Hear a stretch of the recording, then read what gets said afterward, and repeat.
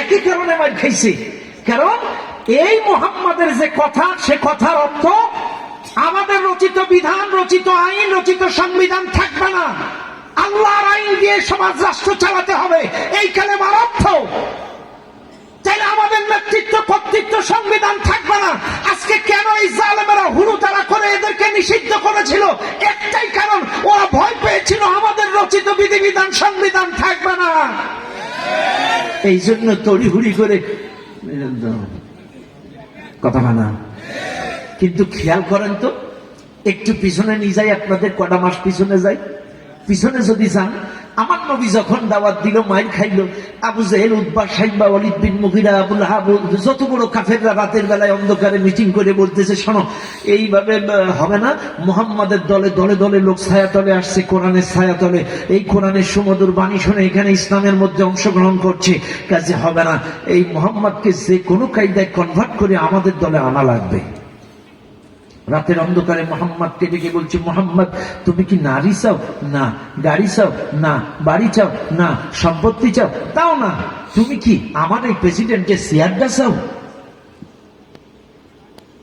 রাসূল কি বলছিল? না। কি কইছিল? চেয়ারটাও চাই না। আসলে কি চেয়ার চাইনি?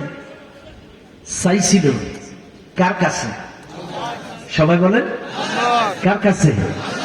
তিনি চেয়ার ছাড়া সমাজ পরিবর্তন করতে পারবে না, তিনি ভালো জানেন।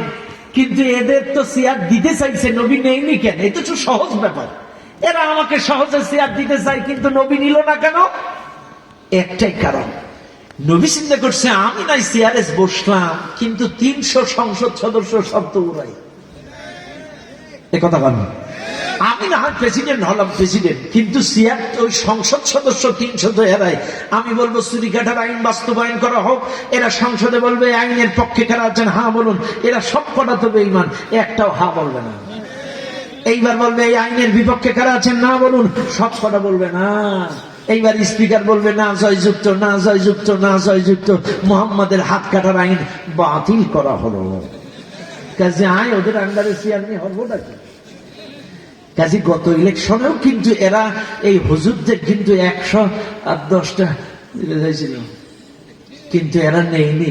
এদের আন্ডারে চেয়ার নিয়ে করবোটা কি? আমাদের না 100 দিল, কিন্তু 200 তো ওরাই।